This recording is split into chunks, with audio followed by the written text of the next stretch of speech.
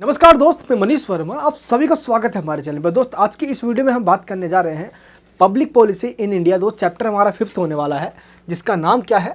विचारधारा और नीति, यानी कि नेहरूवादी दृष्टिकोण, आर्थिक उदारीकरण तथा सामयिक विकास। यानी दोस्त आइडियोलॉजी एंड पॉलिसी के बारे में हम बात करने वाले हैं, जो नेहरू जी की विजन रहे। हम उस टॉपिक को भी इस चैप्टर में पढ़ेंगे। हम जो इकोनॉमिक जो लिबरलाइजेशन का टॉपिक है हमारा, ये भी पढ़ने वाले हैं, और रिसेंट जो डेवलपमेंट्स हुए हैं, हम इन सभी टॉपिक्स को आज के इस क्लास में हम देखने वाले हैं। चैनल पर दोस्तों नए हो तो प्लीज़ सब्सक्राइब कर लेना, बेल आइकन ऑन कर लेना। पूरी यूट्यूब के ऊपर ऐसी वीडियोस आपको और कहीं नहीं मिलेगी। इस चीज़ का दोस्तों बेनिफिट उठाना है। सबसे पहले हम बात करते हैं, कुछ ऐसे क्वेश्चंस दिए गए हैं आपके बुक्स के अंदर। ये क्वेश्चन दोस्त आपके डायरेक्ट या इनडायरेक्ट एग्जाम्स में आ सकते हैं, तो आपको पहले इन सभी क्वेश्चंस के आंसर्स आज की इस वीडियो में मिल जाएगा। जैसे तो भारत में विकास की राजनीतिक अर्थव्यवस्था पर एक निबंध लिखना है, विकास के नेहरूवादी प्रतिमान बताना है, नीति निर्माण की आर्थिक उदारीकरण एक मॉडल है दोस्तों, उसके बारे में बताना है, और दोस्त नियोजित आर्थिक विकास की रणनीति दोस्त फेल है या पास है, इसके बारे में आंतरिक एडवांटेज और डिसएडवांटेज के साथ इसके एग्जामिनेशन करना है, यानी कि दोस्त एग्जामिन करना है इसके। ठीक है। नेक्स्ट क्या है? उन कारणों का विश्लेषण कीजिए आप जिनके कारण भारत में नव उदारवादी आर्थिक सुधार हो पाए। वैश्वीकरण की दोस्त संकल्पनाओं के बारे में बताना है आप सभी को। क्या वैश्वीकरण की प्रक्रिया ने भारत में अमीर और गरीब के बीच खाई बढ़ा दी है, खाई पैदा कर दी है?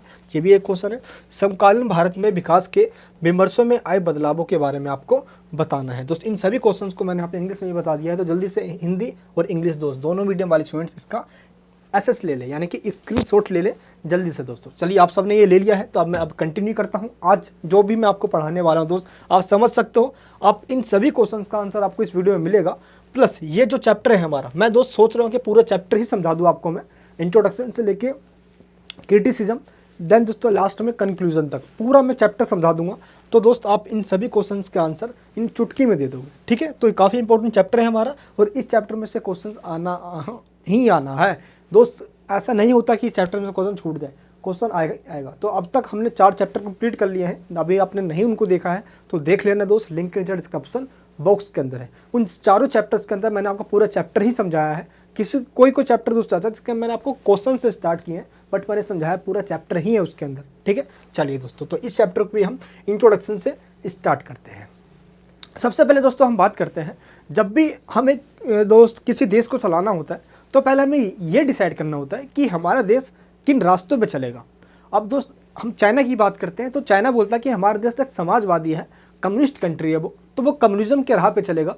यानी कि स्टेट के अंदर एक पॉलिटिकल पार्टी होगी, और वही पॉलिटिकल पार्टी पूरी इकोनॉमी को, पूरी स्टेट को कंट्रोल करेगी। कहने का मतलब दोस्तों ये हुआ कि राज्य में क्या होना है क्या नहीं होना है, ये राज्य यानी कि स्टेट डिसाइड करेगा, जैसे चाइना है दोस्त। यही पॉलिसी 1917 के अंदर सबसे पहले रसिया के अंदर आया था, रशियन रेवोल्यूशन के बाद।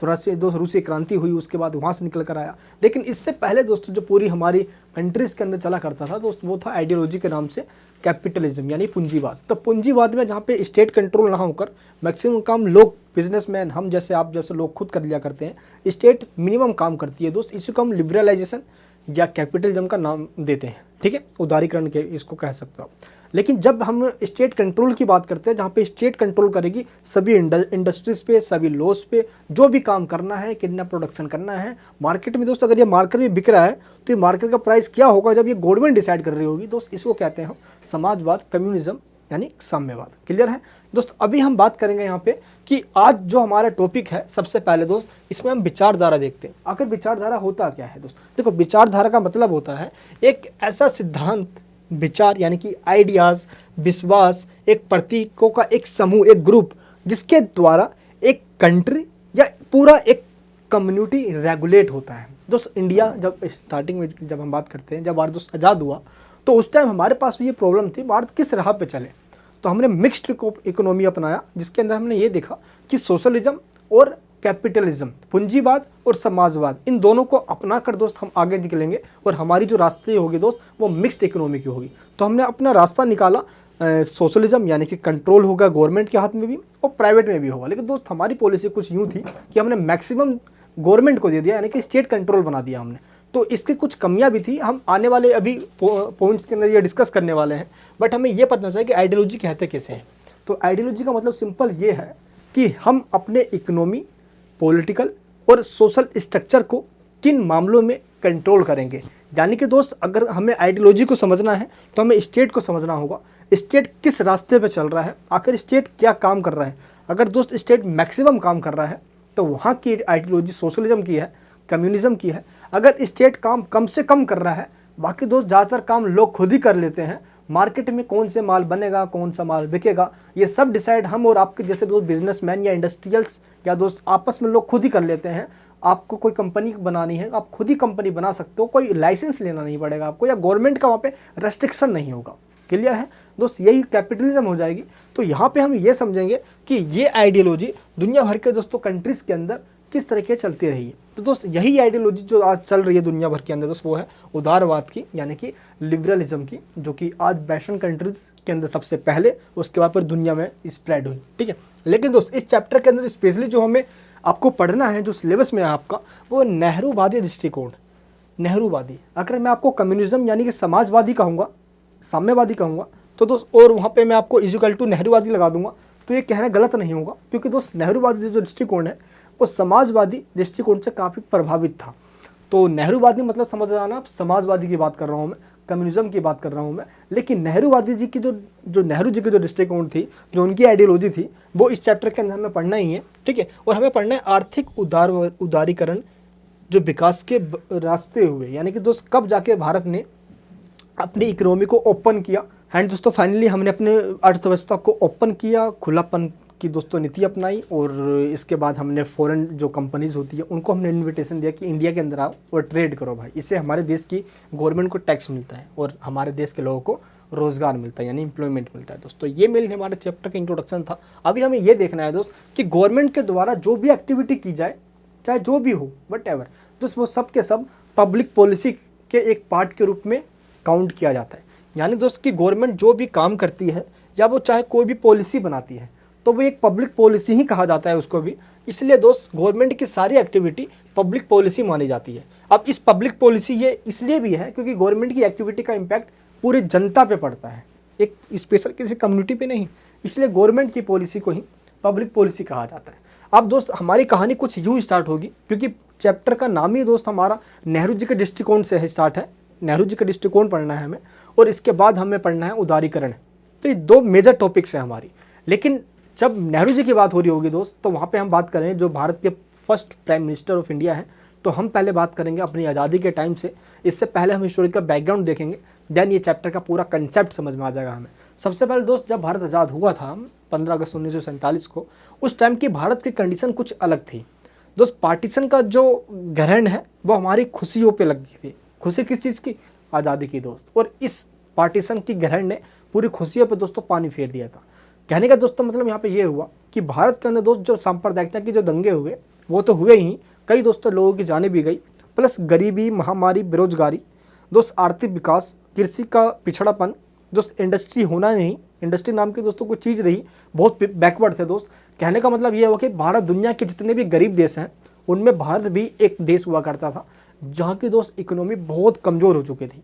और भारत जब आज़ाद हुआ तो आपको पता है कि दोस्त पार्टीशन और प्लस इन अंग्रेज़ों के द्वारा भारत को लूट खसोट के दोस्तों जो नीति थी, भारत के पास कुछ बचा ही नहीं। तो उस टाइम भारत को स्टेबल करना था, अपने लोगों को, जो भूखे लोगों उनको खिलाना था दोस्त, जो बेरोजगार है उनको रोज़गार देना था, जो इनइक्वालिटी है दोस्त उसमें इक्वालिटी लानी थी। भारत एक नया लोकतांत्रिक देश बना था। तो भारत की अनुभव कुछ इस तरीके से थे कि हम अपने लोकतंत्र को बचा सके। कभी दोस्त ऐसा कोई माहौल ना बने जिससे कि हमारे यूनिटी पे, अखंडता और एकता पे खतरा बन जाए। तो दोस्त जब भारत आज़ाद हुआ तो फ्रीडम के टाइम हमारे पास कुछ चैलेंजेस थे। आप इन टॉपिक्स को क्लास 12 के अंदर भी दोस्त डिस्कस कर चुके हो। सबसे पहला दोस्त जो हमारे पास प्रॉब्लम था वो क्या थी दोस्त? देश को एकता के सूत्र में हमें बांधना था, यानी हमें अपने देश में यूनिटी बना के रखना है दोस्त। अगर ये यूनिटी टूट गई तो हमारा देश कमज़ोर हो जाएगा, और भारत के प्रधानमंत्री के सामने ये सबसे बड़ी चैलेंज थी। सेकंड चैलेंज क्या थी दोस्त? हमने लोकतंत्र तो बना लिया अपने कंट्री को, बट इस लोकतंत्र को सफल संचालन करने के लिए, इस लोकतंत्र को सही से इस्टेब्लिश करने के लिए लोगों का शासन हमें स्थापित करना होगा।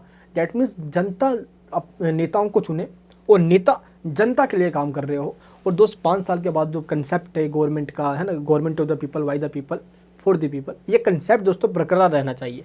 जनता का, जनता के लिए और जनता के द्वारा शासन, ये कंसेप्ट दोस्तों बरकरार रहना चाहिए। कभी भी ऐसा कोई पोस्ट ना हो जिसके ऊपर डिक्टेटर हो जाए, जिसमें दोस्तों कई सारे ऐसे देशों में देखा गया, बट भारत में दोस्तों ऐसा हुआ नहीं अगर हम आपातकाल का टाइम छोड़ दे तो। नेक्स्ट, आर्थिक विकास करना, ये हमारे लिए सबसे बड़ा चैलेंज था, क्योंकि दोस्त इसी की वजह से हम अपनी इकोनॉमी को बूस्ट अप कर सकते थे। और उन लोगों को दोस्त हालत कुछ इतनी ख़राब हो चुकी थी कि दोस्त लोगों को भी मंदिर मस्जिद गिरजाघर में रखना पड़ रहा था, जगह कम पड़ गए थे। दोस्त कई लोग जो भारत छोड़कर पाकिस्तान नहीं जाना चाहते थे वो तो यहीं रह गए थे, बट भारत की इकोनॉमी पे बहुत ज़्यादा बर्डन आया था। इस टाइम दोस्तों भारत की आबादी लगभग 32 करोड़ के आसपास थी दोस्त, और इस टाइम पता है आपको यार कि जो साक्षर रेट है भारत का, जो लिटरेसी रेट है वो भी काफ़ी कम था दोस्तों, महिलाओं में तो सिर्फ 9% ही था। तो इसलिए हमें सबसे बड़ी चुनौती हमारे पास ये थी कि लोगों को किस तरीके से गरीबी से उभारा जाए दोस्त, किस तरीके से लोगों को रोज़गार दिया जाए। भारत के अंदर दोस्त इकोनॉमी अगर जो ये बैकवर्ड ख़त्म नहीं हुई तो भारत बहुत जल्दी ही, मतलब कि बहुत कह सकते हो कि कंडीशन बहुत ज़्यादा ख़राब थी, है ना दोस्त। जब इंसान को भूखे पेट सोना पड़ जाए, अब इससे बड़ी इंसान की जो एक इंसानियत पे जो खतरा होती है दोस्त, इससे बड़ी कोई खतरा नहीं हो सकती।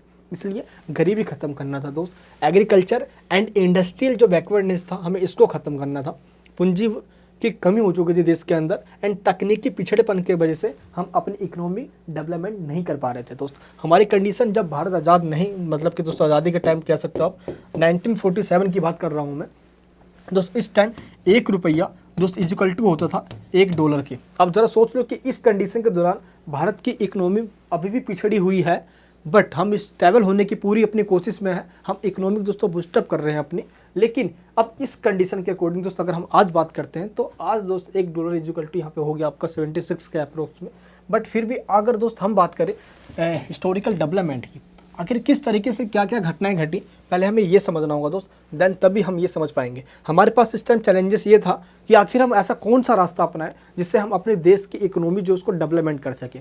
तो हम बिल्कुल यहाँ पे कंफ्यूज थे, पहले हम करें तो करें क्या।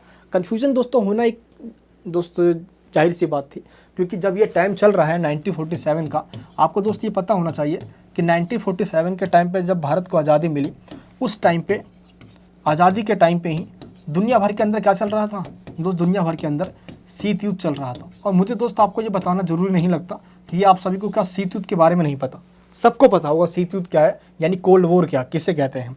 और इस शीत युद्ध के दौरान दोस्तों हुआ क्या था, पूरी दुनिया 2 USA और USSR के ग्रुप में डिवाइड हो चुकी थी। अमेरिका जो कि पूंजीवाद कैपिटलिज्म को चाहता था, USSR जो कि समाजवाद कम्युनिज्म साम्यवाद यानी कि सोशलिज्म को चाहता था।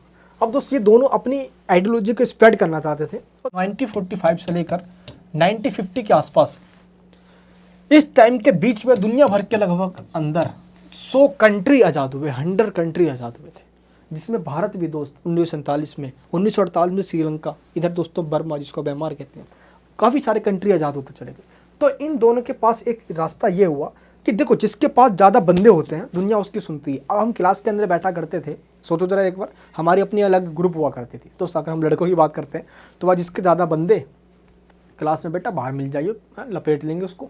तो होता क्या था, जिसके ज़्यादा बंदे होते थे उसको कोई बोलता ही नहीं था, भाई इसके बंदे बाहर बैठवा देगा ये। तो इसी तरीके से अब USA और USSR यही चाहते थे कि हम अपने बंदे बनाएं। बंदे मतलब हम देश को अपने फेवर में करें, हम अपनी आइडियोलॉजी उस देश में कर दे। अमेरिका चाहता है भाई वो कैपिटलिज्म फॉलो कर दे, और USSR चाहता है वहाँ पे सोशलिज्म आ जाए। तो दोनों इसी राह में इंडिया को भी यही मतलब कि दोस्त इम्पोज करना चाहते थे।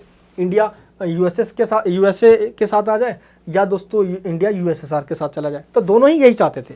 लेकिन इंडिया के पास ये चैलेंज ये थी कि अगर इंडिया USA के साथ चला गया तो इससे दुश्मनी लेनी पड़ जाएगी, अगर इसके साथ पूरा इसके साथ आ गया तो इससे दुश्मनी लेनी पड़ जाएगी। दोस्तों इंडिया ने आपको पता है दोस्त नैम को अपना लिया।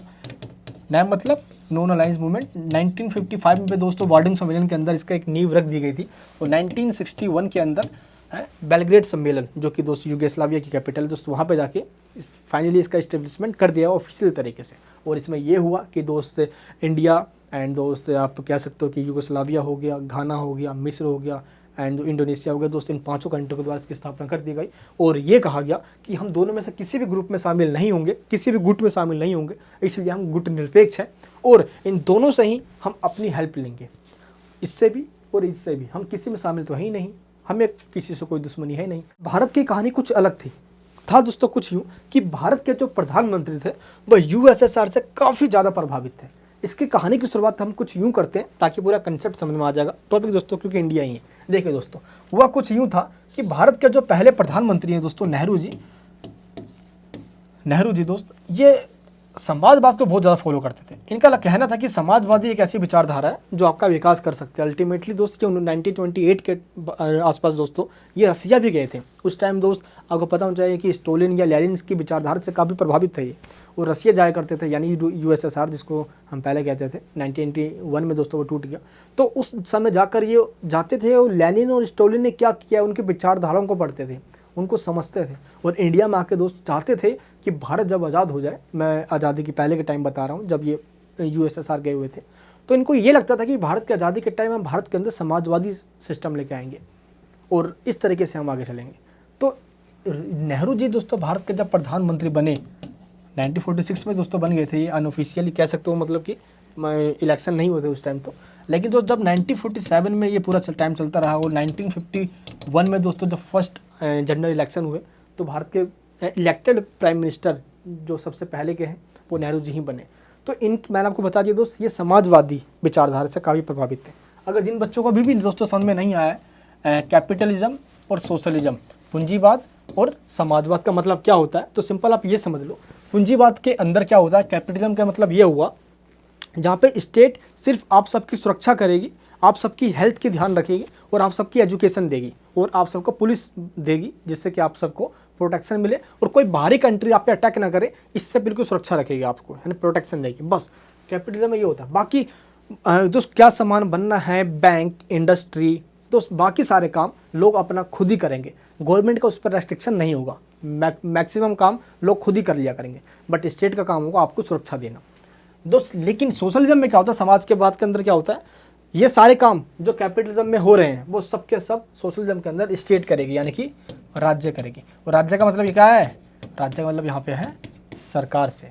क्लियर है, यहाँ पे सरकार मिनिमम काम करती है, मैक्सिमम काम लोग कर लेते हैं। कम से कम काम सरकार करेगी, बाकी सारे काम लोग खुद करेंगे। बाजार में कौन सा माल कितने का बिकेगा, बाजार में कौन सा माल बनेगा, ये सब खुद डिसाइड करेंगे लोग। लेकिन समाजवाद में क्या होता है, बैंक, इंडस्ट्री, प्रोडक्शन, उत्पादन, है ना, प्राइस, सप्लाई, ये सब कुछ स्टेट कंट्रोल होता है। दोस्त कोई कंपनी भी खोलनी है ना तो पहले स्टेट गवर्नमेंट से लाइसेंस लेना पड़ेगा, अदरवाइज कोई कंपनी भी नहीं खोल सकते आप। तो ये थी सोशलिज्म की राह। तो भारत के जो पहले प्रधानमंत्री हुए वो दोस्तों इससे काफ़ी इन्फ्लुएंस थे, वो काफ़ी प्रभावित थे समाजवाद से। तो जब भारत को आज़ादी मिली तो दोस्त जवाहरलाल नेहरू ने सोचा अब आज़ाद तो भारत हो गया है, अब हमें क्या करना है, समाजवादी जो सोशलिज्म है, समाजवादी जो विचारधारा है, उसको अपनी राजनीति के अंदर इम्प्लीमेंट लागू करना है। क्योंकि दोस्त हुआ ये था कि जब 1928 का टाइम था, आपको ये पता होना चाहिए कि 1928 के टाइम दुनिया भर के अंदर वैश्विक मंदी आ गई थी दोस्त, इकोनॉमिक क्राइसिस आ गई थी। इससे पहले दोस्तों इतनी बड़ी क्राइसिस कभी नहीं आई, बहुत बड़ी क्राइसिस थी। इसमें हुआ ये था आर्थिक मंदी के अंदर, आपके पूरी दुनिया में दोस्तों सामान तो बहुत सारा है लेकिन लोगों को खरीदने के पास पैसे ही नहीं है, यानी लोग बेरोजगार हैं और लोग खरीदे कैसे, लोगों के पास पैसे ही नहीं है। तो प्रोडक्शन तो बढ़ रहा था बट डिमांड नहीं बढ़ रही थी, और डिमांड ना बढ़ने का रीज़न था लोगों के पास पैसे ना होना। और यही रीज़न था तो दुनिया भर के अंदर प्रोडक्शन के वजह से माल तो ज़्यादा है, सभी दोस्तों फैक्ट्रीज़ के अंदर, इंडस्ट्री के अंदर ताले लग गए, दुनिया ठप हो गई पूरी।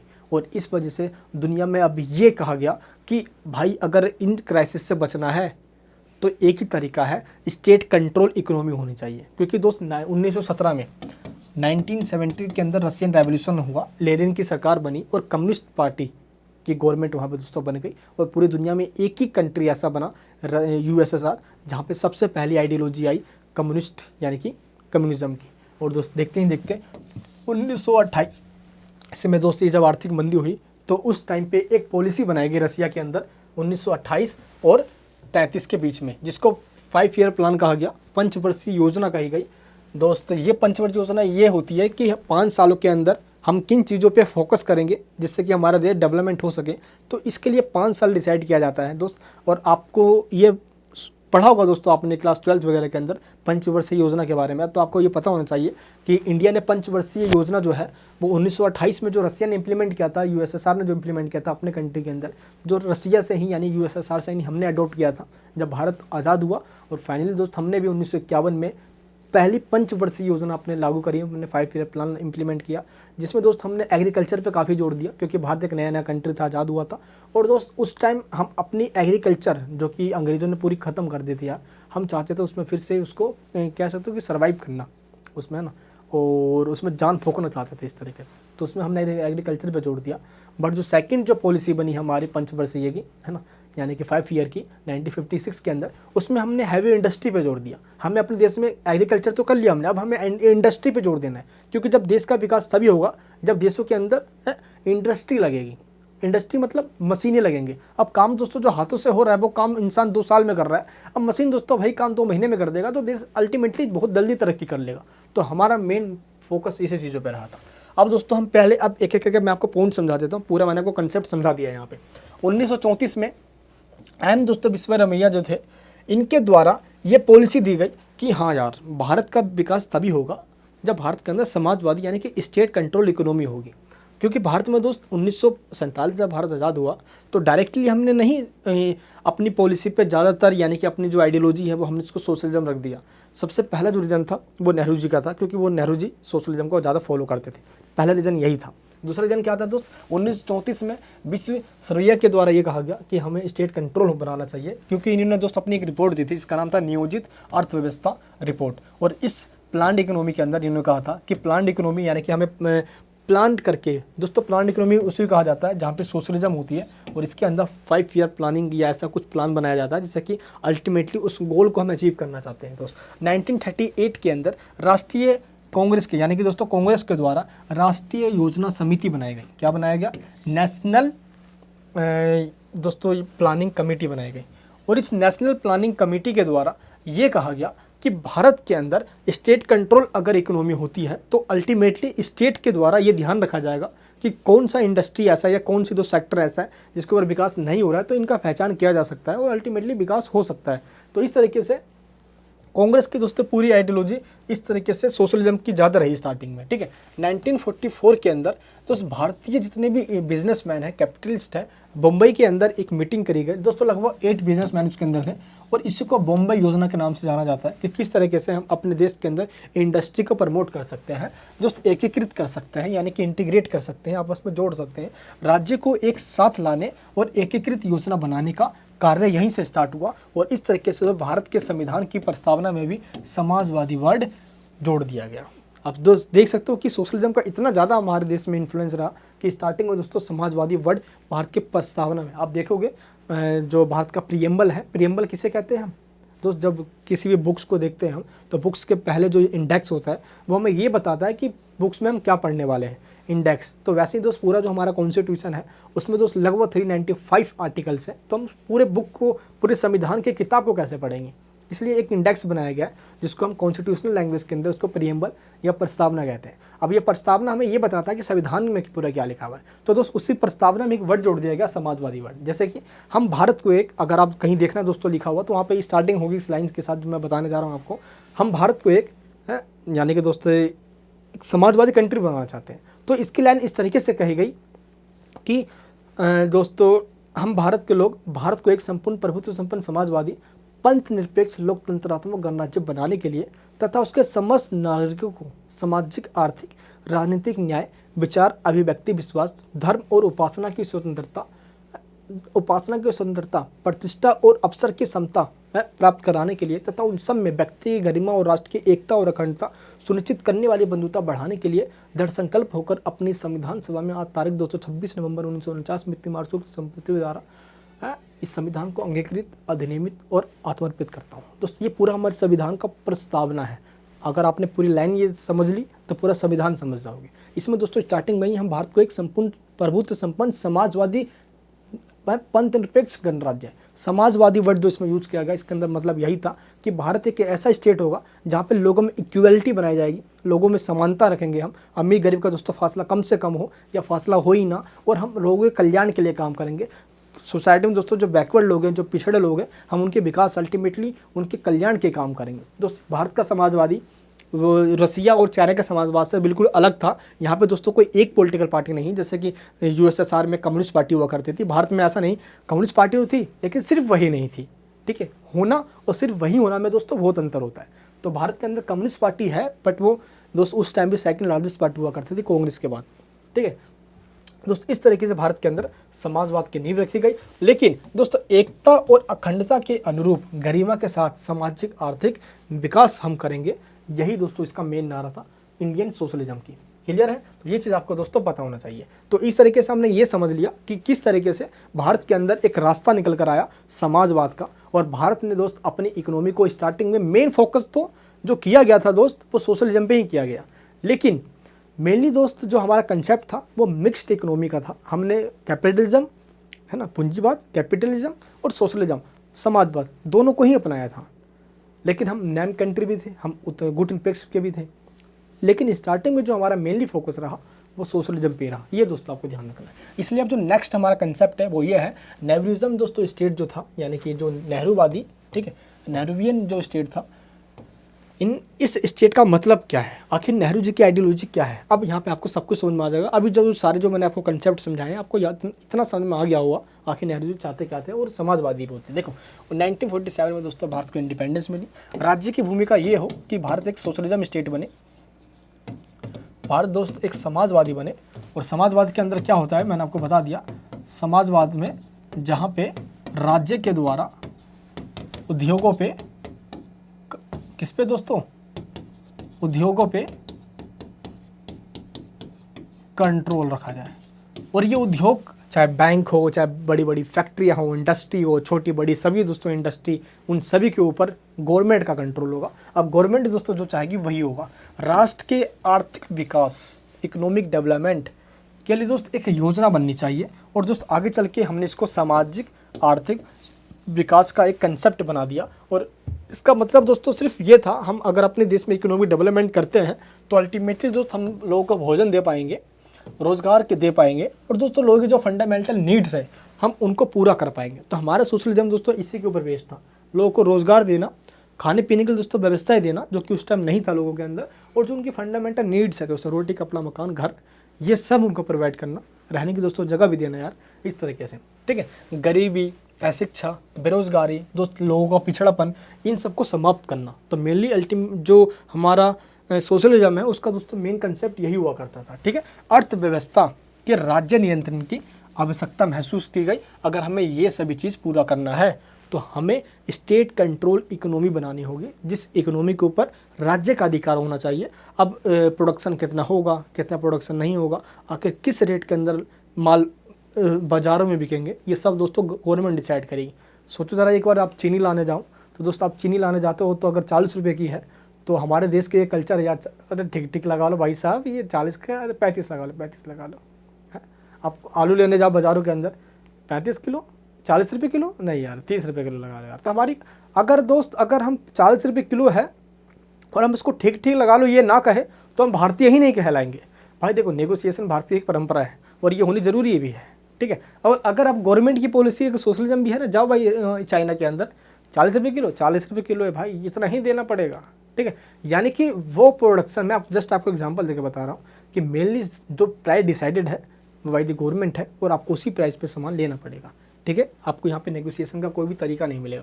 दोस्त अनावश्यक आयातों का रोकना, यहाँ पे दोस्त मेनली जो गवर्नमेंट है सारा काम वही कर रही है, तो गवर्नमेंट का क्रिटिसाइज नहीं कर सकते आप।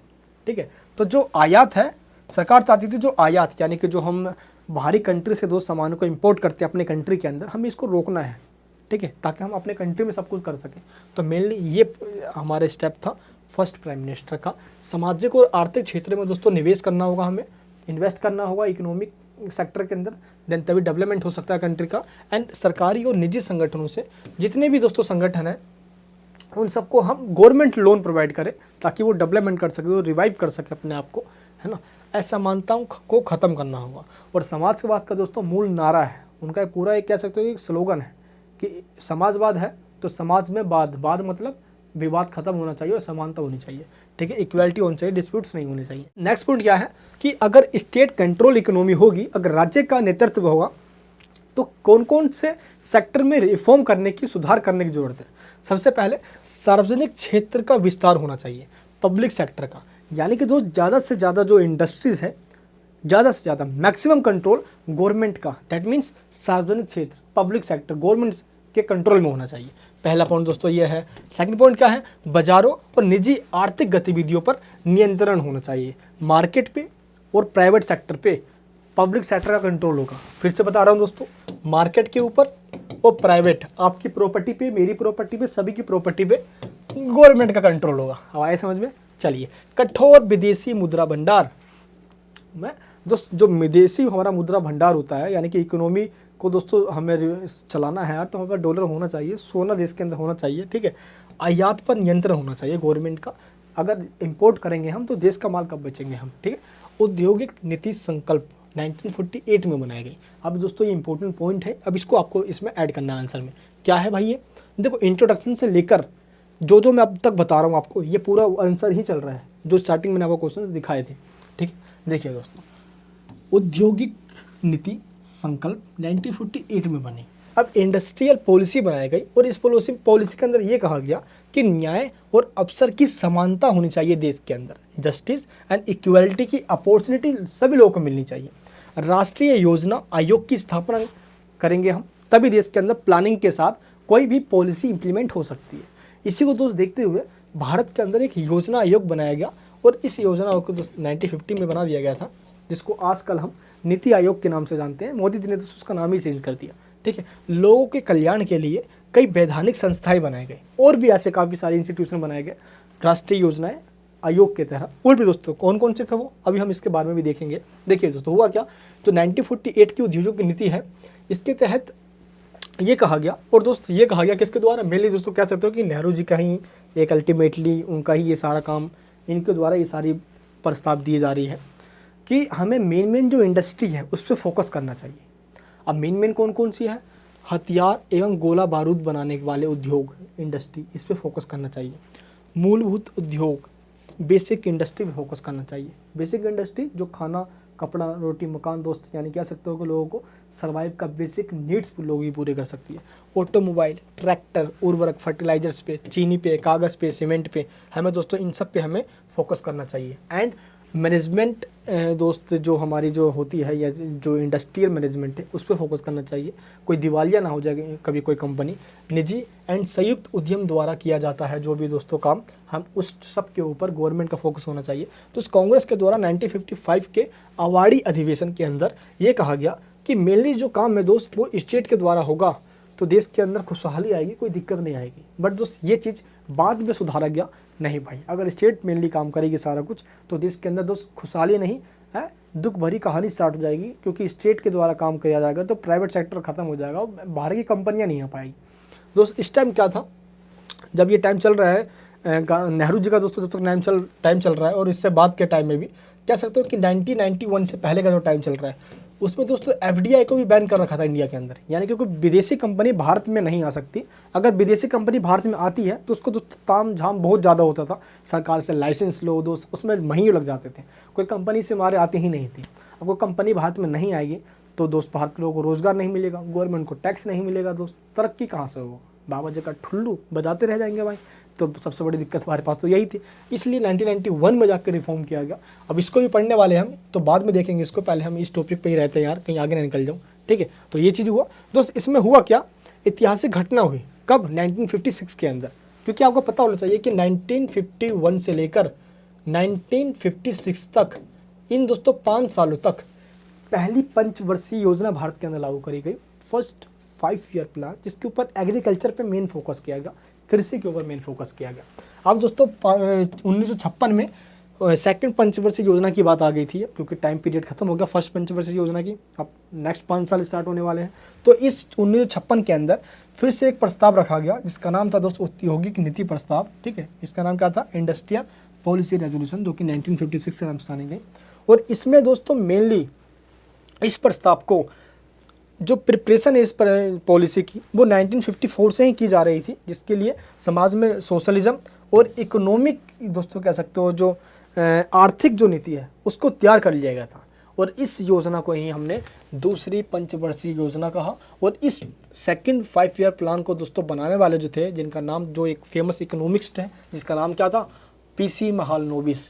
इसका नाम क्या था दोस्तों, पीसी, स्टार्टिंग में लिख देना भाई, पीसी महालनोबिस योजना के रूप में भी इसको जाना जाता है। और दोस्तों सेकंड जो पंचवर्षीय योजना है, सेकंड 5 ईयर प्लान है दोस्त, इसके ऊपर हमने किस पे जोड़ दिया, इसमें हमने हैवी इंडस्ट्री पे जोड़ दिया, दैट मीन्स भारी उद्योग पे जोड़ दिया हमने। अब सोचा कि हमने कृषि पे तो बहुत पैसा लगा लिया, कृषि की तो बहुत विकास कर रहे हैं, अब हम इंडस्ट्री लगाते हैं। अब सामानों को दोस्तों हाथों से बनाने के बजाय उसको हम मशीनों से बनाते हैं, देश अल्टीमेटली बहुत तेज़ी से विकास करेगा हमारा।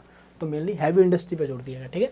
अब बात करते पहले महालनोबिस के द्वारा जो स्ट्रेटजी बनाई गई थी सेकंड पंचवर्षीय योजना के अंदर, उसके कुछ कंपोनेंट्स, उसके कुछ विशेषताएं या कुछ उसके एलिमेंट्स की बात करते हैं, ठीक है। सबसे पहले इसमें किन किन बातों पे जोड़ दिया जाएगा, इनमें इन बातों पे जोड़ दिया जाएगा कि जो आर्थिक विकास है हमें दोस्त उसको फिर से रिकॉग्नाइज, यानी कि फिर से उसको जगाना है, उसको फिर से हमें उसका रिकन्स्ट्रक्शन करना है, ताकि जो पुराने सिस्टम चले आ रहे हैं सोशलिज्म की, उनमें कुछ ढील देना पड़ेगा हमें, तभी तो इंडस्ट्री लग पाएगी भाई।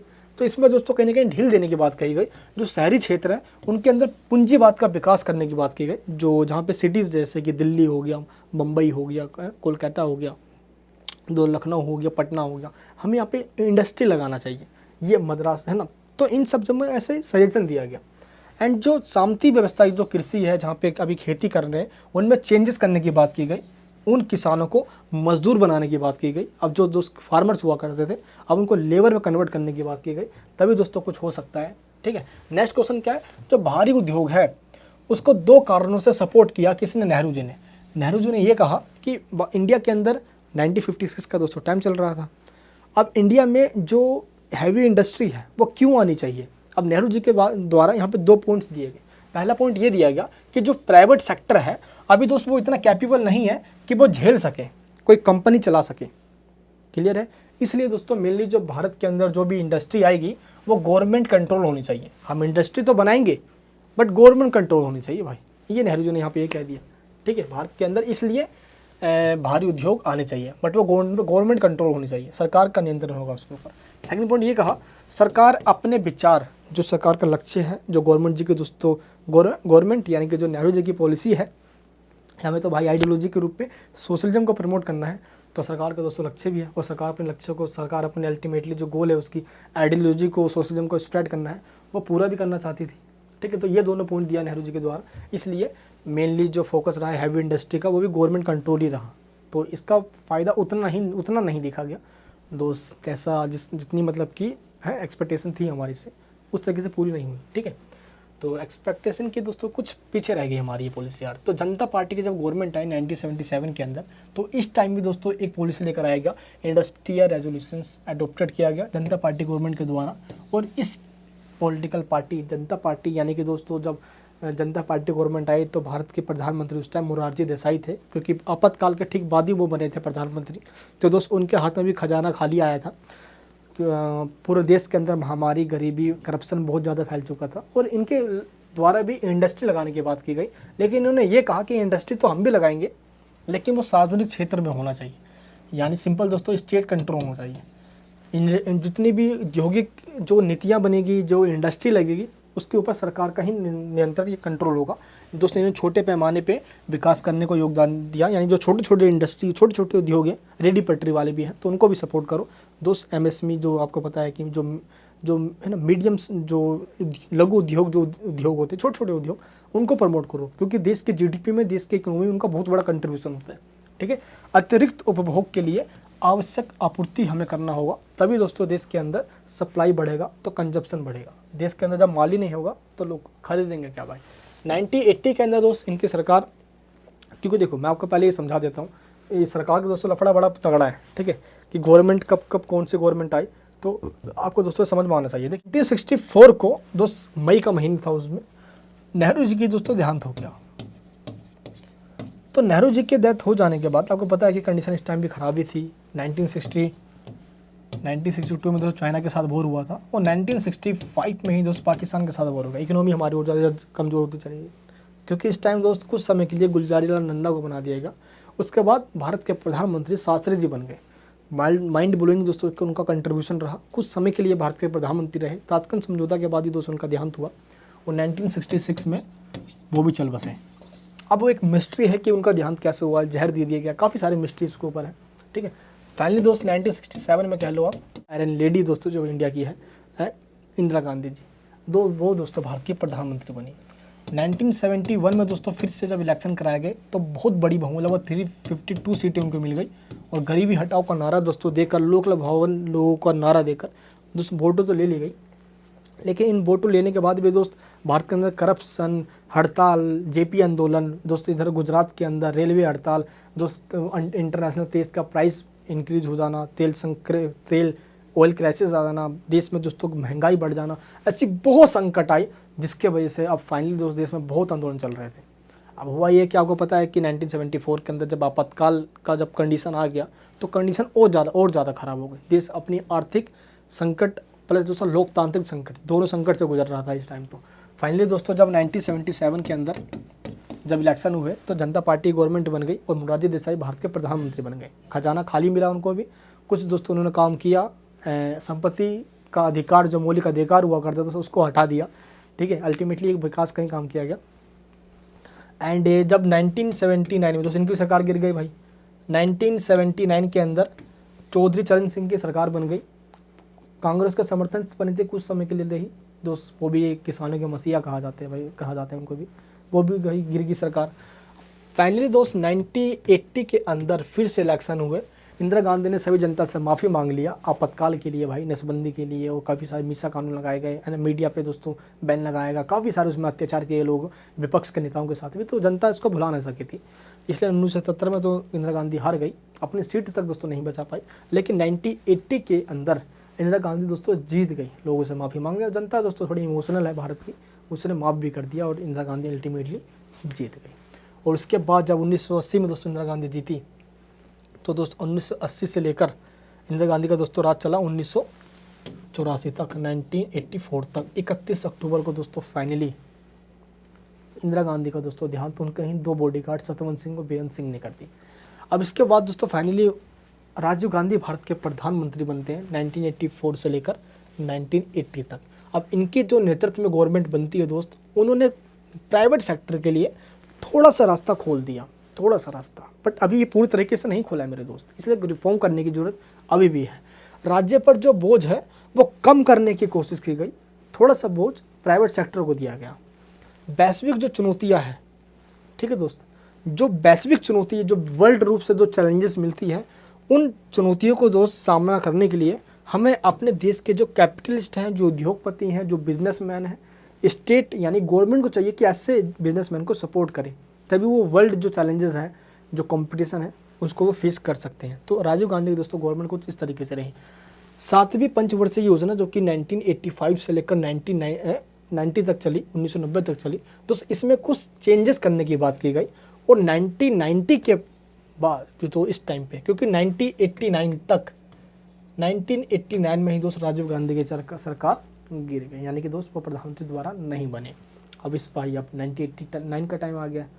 अब भाई इस टाइम पे जब आ ही गया यार, तो हालत देश की देखो, गवर्नमेंट की कंडीशन भी भारत के अंदर सस्टेनेबल गवर्नमेंट भी नहीं है, इकोनॉमिक क्राइसिस भी है भाई, देश के अंदर महंगाई चरम बिंदु पे ही है, बेरोजगार लोग हैं ही हैं दोस्त। इसी बीच में भाई गवर्नमेंट बन जाती है किसकी, चंद्रशेखर जी की।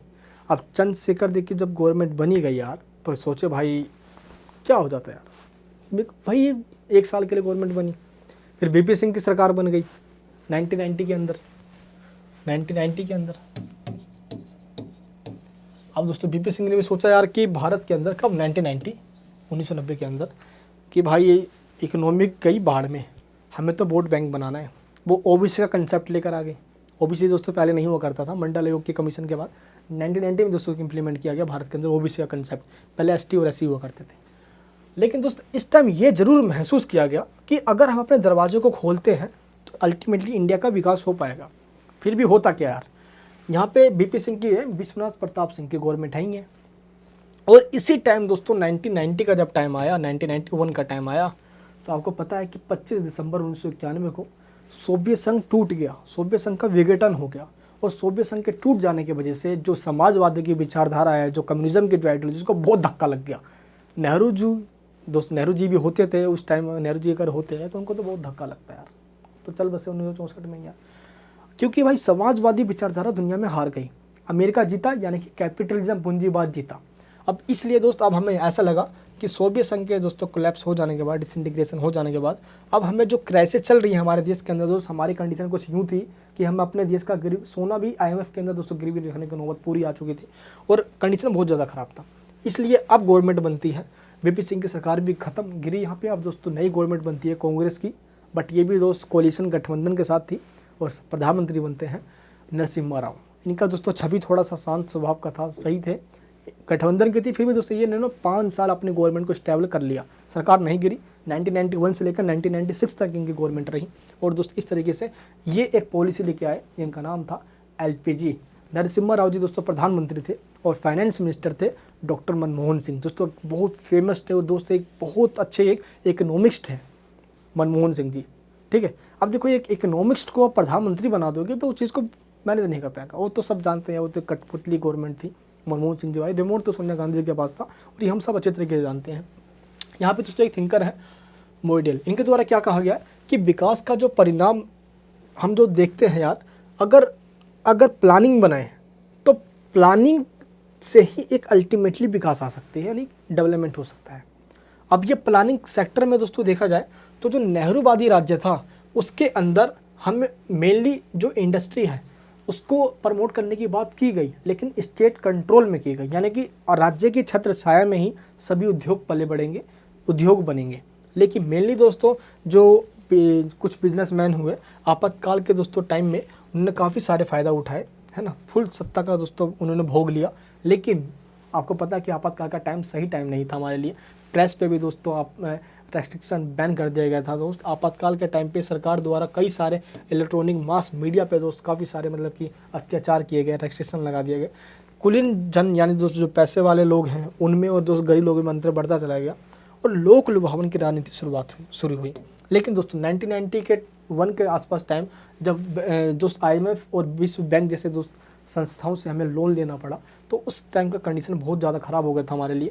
तो इंडियन गवर्नमेंट ने 1991 में अपनी अर्थव्यवस्था में सुधार करना शुरू कर दिया। मेनली दोस्त 1991 का वो टाइम आ गया जब हमें ये लगा कि दोस्त जो सोशलिज्म का कंसेप्ट है, स्टेट कंट्रोल जो इकोनॉमी है, जिसमें दोस्तों FDI फॉरेन डायरेक्ट इन्वेस्टमेंट को भी दोस्तों हम आने नहीं देते, कोई विदेशी कंपनी भारत में आके इन्वेस्ट करे, मना था भाई, लाइसेंस राज था, बंदा लाइसेंस लेगा तो इस बहाने में वो आता ही नहीं था, आना ही नहीं इंडिया में। तो दोस्त इस कंसेप्ट में सुधार करना था हमें, जो कि दोस्त नेहरू जी के टाइम से लेकर 1991 तक जो भी गवर्नमेंट आई, इससे पहले नेहरू जी आए, शास्त्री जी आए दोस्त, उनको तो टाइम ही नहीं मिल पाया, इंदिरा गांधी जी आए, उनके पास तो अच्छा खासा टाइम रहा, फिर भी इतने अच्छे से दोस्तों रिफॉर्म नहीं हुआ। प्लस आपातकाल जैसा एक धब्बा और लग गया हमारे लोकतंत्र पे, तो राजीव गांधी का टाइम जिसका दोस्त टाइम ऐसे निकल गया। बट मेनली बाकी जो छोटे छोटे जैसे मोरारजी देसाई का छोटा टर्म था, है ना दोस्त, चौधरी चरण सिंह का टाइम, एंड राज्य दोस्त जो टाइम 1-2 साल के दोस्त जो टर्म बन के आए छोटे छोटे काल के लिए प्रधानमंत्री, उन्होंने ज़्यादातर कुछ कर नहीं पाए। मेनली दोस्तों जो टाइम आया 1991 का जब टाइम आया, तो जब इकोनॉमी में रिफॉर्म करने की जब बात आई, तब दोस्तों आके अब मेनली बात की गई किसकी, आर्थिक उदारीकरण प्रतिमान, इकोनॉमिक लिबरलाइजेशन। अब लिबरलाइजेशन का मतलब दोस्तों क्या होता है यहाँ पे, उदारीकरण। अब जो नीति चल रही है जो कि जिसमें बहुत ज़्यादा बाउंडेशन है, रेस्ट्रिक्शन है, उसको उदार करो भाई, खुलापन करो, खोलो उसको, दरवाजा बंद मत करो, कुंडी मत खटखटाओ, अब सीधे अंदर आओ, निवेश करो, पैसे लगाओ, इंडस्ट्री खोलो, देश की गवर्नमेंट को टैक्स मिलेगा, जनता को रोज़गार मिलेगा, और क्या चाहिए, इससे बड़ी खुशखबरी दोस्तों और क्या हो सकती है। और दोस्त देखते ही देखते 1991 के अंदर न्यू इकोनॉमिक पॉलिसी लेकर आ गए, जिसको नाम दिया गया LPG। एल मतलब क्या हुआ दोस्तों, लिबरलाइजेशन, यानी कि उदारीकरण, उदारीकरण। देश की सरकार का जो लाइसेंस का राज था उसको ख़त्म करो। क्या होगा, अब लाइसेंस राज खत्म होगा, इंडस्ट्री आओ, पैसा लगाओ, इंडस्ट्री खोलो, जिसके पास पैसा है इंडस्ट्री खोल सकता है, कोई भी दोस्त गवर्नमेंट का रेस्ट्रिक्शन नहीं होगा। P मतलब प्राइवेटाइजेशन, यानी कि दोस्त निजीकरण दोस्तों, यानी कि जो मेनली जो इंडस्ट्री है अब वो गवर्नमेंट के हाथ में ना होकर अब प्राइवेट में, मेरे आपके जैसे जो बड़े बड़े जो भी दोस्तों अब या छोटे छोटे लोग जो भी चाहे वो इंडस्ट्री ले सकता है, अपना कोई इंडस्ट्री खोल सकता है। प्राइवेटाइजेशन को बढ़ावा दिया गया। नेक्स्ट दोस्तों ग्लोबलाइजेशन, यानी कि वैश्वीकरण। वैश्वीकरण का मतलब क्या होता है, अब एक देश की इकोनॉमी को दूसरे देश की इकोनॉमी के साथ जोड़ने की बात की गई। इस तरीके से उस इंडिया का ट्रेड अब दुनिया के और देशों के साथ किया गया। अब वहाँ का माल यहाँ आएगा, यहाँ का माल वहाँ जाएगा दोस्त, फॉरेन डायरेक्ट इन्वेस्टमेंट हो भी, इससे भी होगा, विदेशी मुद्रा आएगी। अल्टीमेटली दोस्तों देश का विकास होना अब यहाँ पे पॉसिबल होना स्टार्ट हो गया। अब आगे चल के दोस्तों अगर देखा जाए मेनली जो न्यू इकोनॉमिक जो पॉलिसी है हमारी 1991 की, इसके अंदर क्या हुआ। देखो सबसे पहली बात तो ये, इसके अंदर आर्थिक विकास पर जोर दिया गया है ना, डेवलपमेंट पे जोर दिया गया, इकोनॉमिक डेवलपमेंट के ऊपर। लाइसेंस कोटा जो परमिट है अब इस राज को ख़त्म कर दिया गया। भारत में आओ, कुंडी मत घर कटाओ, सीधे अपनी इंडस्ट्री खोल लो, कोई गवर्नमेंट रेस्ट्रिक्शन नहीं लगाएगी। औद्योगिक दोस्तों नीति जो है 1991 की, इसका जो मेन जो फोकस था वो था दोस्तों बेनिफिट है, प्रॉफिट कमाना। कोई भी देश का इंडस्ट्री दोस्त लॉस में नहीं होना चाहिए। लाभकारी रोजगार में निरंतर वृद्धि की गई जिससे कि देश के अंदर रोजगार बढ़ सके। अंतर्राष्ट्रीय प्रतिस्पर्धात्मक प्राप्त करना था। जो भी हमारी इंडस्ट्री थी, अब दोस्त अब उदार यानी गेट खोल दिया गया है। अब कोई विदेशी कंपनी भारत में आ सकती है। वेस्टर्न कंट्री से जर्मनी हो गया, दोस्त जापान हो गया, इटली हो गया, पुर्तगाल, स्पेन हो गया दोस्त, है ना, Indonesia, Malaysia, Philippine, Singapore, Thailand हो गया। इन सब कंट्रीज भारत में आया करती थी। व्यापार बहुत तेज़ी से बढ़ता चला गया और देखते ही देखते दोस्तों हमारी लोकेस्ट पॉलिसी हुई। वेस्टर्न कंट्री, अफ्रीकन कंट्री, और तेज़ी से दोस्तों विकास होना यहाँ पे स्टार्ट हुआ। क्योंकि जब देश का माल बिकता है तो दोस्त इंडिया के कुछ ऐसे माल जिसका विदेशों में बहुत मांग था दोस्त, उस मांगों से भारत को इसका फ़ायदा हुआ। औद्योगिक लाइसेंस नीति को समाप्त करने का डिसीजन लिया गया। और दोस्त एफडीआई, जिसको अभी तक प्रतिबंधित, एफडीआई मतलब फॉरेन, यानी कि वो फॉरेन कंट्री डायरेक्ट भारत के आता था और वो इन्वेस्ट कर सकता था, बट ये नहीं था भारत में। तो 1991 में ही इसको जो रेस्ट्रिक्शन लगा था एफडीआई पे, एफडीआई को दोस्तों ख़त्म कर दिया गया। ठीक है, अब मतलब कि जो रेस्ट्रिक्शन था उसको ख़त्म कर दिया गया और एफडीआई आ सकती। दोस्तों मोदी जी बोलते हैं कि मोदी जी घूमते रहते हैं। क्यों घूमते हैं मोदी जी विदेशों के अंदर? मोदी जी दोस्तों एफडीआई के लिए जाते हैं। फॉरेन डायरेक्ट जो इन्वेस्टमेंट है वो भारत के अंदर आती है तो देश की सरकार को पैसा मिलता है इससे। ठीक है, देश के लोगों को रोजगार मिलता है इससे। अर्थव्यवस्था को विश्व अर्थव्यवस्था के साथ जोड़ दिया गया, यानी ग्लोबलाइजेशन का कंसेप्ट आ गया। ठीक है, यहीं से संसाधनों को दोस्तों बढ़ाने और उनको स्वामित्व को प्रोत्साहित करने के लिए अब दोस्तों चीज़ों को प्राइवेट किया गया। गवर्नमेंट के हाथों में अब मिनिमम है, अब मैक्सिमम प्राइवेट में दिया गया। जाकर दोस्तों देखा जाए मेनली दोस्तों शेयर है उसको बढ़ाया गया। और जो गवर्नमेंट का दोस्तों जो हाथ में हुआ करता था पहले 17 लगभग 17 इंडस्ट्री गवर्नमेंट के हाथ में हुआ करती थी, अब 17 से घटाकर 8 कर दिया गया। बाकी दोस्तों प्राइवेट के हाथों में दे दिया गया। अब वो 8 इंडस्ट्री कौन कौन सी है? पहला है हथियार और गोला बारूद, सरकार देखेगी। परमाणु न्यूक्लियर एनर्जी दोस्तों ये प्राइवेट तो कर नहीं सकती गवर्नमेंट, तो ये गवर्नमेंट के पास रहेगा। ठीक है, कोल एंड दोस्तों जो लिग्नाइट की जो इंडस्ट्री, ये सब दोस्तों गवर्नमेंट देखेगी। ठीक है, लाइक इट। एंड दोस्तों खनिज तेल, लोहा इसक, एंड दोस्तों मैग्नीज इसक, जो जिप्सम, सल्फर, सोना एवं डायमंड का खनन, ये सब गवर्नमेंट के हाथों में रहेगा। तांबा, सीसा, जस्ता एंड दोस्तों मोलिब्डेनम दोस्तों मेनली जो है, ठीक है, मोलिब्डेनम एंड दोस्तों फुलफारम का खनन, ये सब के सब परमाणु ऊर्जा के लिए अनुसूची में जो भी 1953 में दोस्तों जो दिए गए हैं कि जो एटम जो एनर्जी होगी वो गवर्नमेंट के पास रहेगी, ये सब। एंड रेल परिवहन, तो मेनली दोस्तों ये जो 8 है ये गवर्नमेंट के हाथों में दे दी गई। दोस्तों अगर क्रिटिसिज्म करें तो इस प्रकार कहा जा सकता है कि अल्टीमेटली 1991 से पहले की जो कंडीशन थी भारत की वो इतनी ज़्यादा ख़राब हो चुकी थी। पहली बात तो बीच में दोस्तों गवर्नमेंट भी अनस्टेबल थी, अनसर्टेनिटी का माहौल था, आपातकाल का टाइम कंडीशन और ज़्यादा ख़राब हुई थी। भारत की जो औद्योगिक नीति दोस्तों वो पूरी तरह से हम तो सफल नहीं कह सकते, कई सेक्टर दोस्तों सफल थी। इसलिए भारत में रोज़गार, बेरोज़गारी दोस्तों ये मुद्दा उठता रहता था। गरीब हटाओ जैसे दोस्तों नारे दिए गए थे, बट ये नारे खोखले साबित हुए थे, इनका कोई वजूद नहीं रहा धरती के ऊपर, मेनली इंडियन पीपल के ऊपर। ठीक है, इस प्रकार दोस्तों कहा जा सकता है कि 1991 के बाद जो पॉलिसी आई उसका इम्पैक्ट पड़ा, बट इसका भी इम्पैक्ट उस तरीके से पॉजिटिविटी के साथ नहीं हुआ इतना जितना होना चाहिए था, बट इसका पॉजिटिव इम्पैक्ट पड़ा। इंडस्ट्रियल, एग्रीकल्चर, लोगों को दोस्तों एम्प्लॉयमेंट भी मिला देश में दोस्तों। अल्टीमेटली जो बिकने के कगार यानी सोना गिरवी रखने के दोस्तों कगार पे आगे थे, उन सब हालतों दोस्तों हम बच पाए। और जो नेहरू जी की दोस्त जो पॉलिसी थी अल्टीमेटली उसके अंदर चेंज किया गया। इस प्रकार दोस्तों कहा जा सकता है निष्कर्ष के रूप में भी कि हम चाहते तो हैं यार, ठीक है, लेकिन दोस्तों इंडिया एक डाइवर्सिटी कंट्री है और इस कंट्री के अंदर जो बीच बीच में काफ़ी सारी डिमांड उठी है, जैसे कि जिस पंजाब के अंदर, नॉर्थ ईस्ट के अंदर भी काफ़ी सारे आंदोलन हुए, सेपरेशन को लेकर अलगाववादी आंदोलन हुए, जो देश के अंदर काफ़ी सारे अप्स एंड डाउन्स देखने को मिले हैं। इसकी वजह से इकोनॉमी पे दोस्तों डायरेक्ट और इनडायरेक्ट दोस्तों इम्पैक्ट पड़ता है। इधर दोस्तों श्रीलंका में तमिल और सिंगलियों का मुद्दा हो गया दोस्तों, इसका भी इन्फ्लुएंस पड़ा था इंडिया के ऊपर। तो ऐसे काफ़ी सारे दोस्तों मुद्दे होते हैं जिसका इम्पैक्ट इंडिया में पड़ता है, क्योंकि इस पूरे टाइम के अंदर कोल्ड वॉर का टाइम चल रहा था और दोस्तों यूएसएसआर और यूएसए ग्रुप बटा हुआ था। तो इसलिए भारत अपनी जो भी नीति बनाता वो दोनों शक्तियों को, महाशक्तियों को देख के ही बनाया करता था।